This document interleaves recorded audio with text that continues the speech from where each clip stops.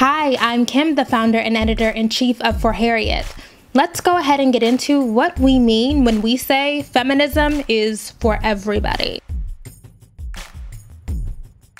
Some of the most vigorous pushback that feminists and womanists get is from men. And on one hand, I get it. These movements pose a threat to the institutional power that men have. But on the other hand, a part of me is kind of sad that men can't see why the reorganization of the social structure is good for them too. Beside the fact that fighting for a fundamentally more equal world is, the right thing to do, men should get on board with feminism. And here's why. Feminism frees men too. Patriarchal masculinity is constructed in a way that is not only limited, but downright nonsensical. For example, New York Giants wide receiver Odell Beckham Jr. is constantly taunted about his sexuality and his manhood on and off the field. And why? Because he has a cute haircut? Because he likes to dance on social media with his friends? Because he's looked at another man's body? The concept of masculinity is so fragile that if you don't perform it in this very specific way, you're a target. Not just for words, but all kinds of violence. So men who self-present as feminine, those who don't fit neatly in the gender binary, or men who are not straight,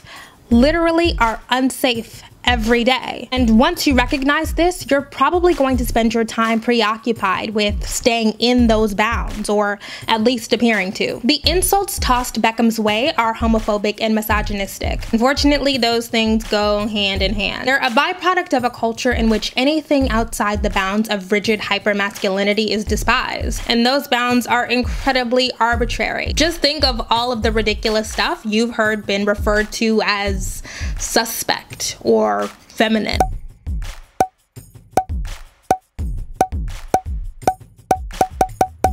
Men are reduced to conduits of violence and domination. Black men in particular are seen as savages and brute. Privilege accompanies masculinity for sure, but it's not fair to men who don't get to experience life and joy outside of that. Frankly, it's a manner of dehumanization. Yeah. Feminism is for you too. We're just here to restore your right to self-determine. To be clear, I am not in favor of centering men in discussions of the eradication of patriarchy, misogyny, and sexism. I'm just here to highlight some of the consequences we tend to overlook. So that's it. That's the case. Be sure to follow For Harriet for discussions of Black feminism and everything else.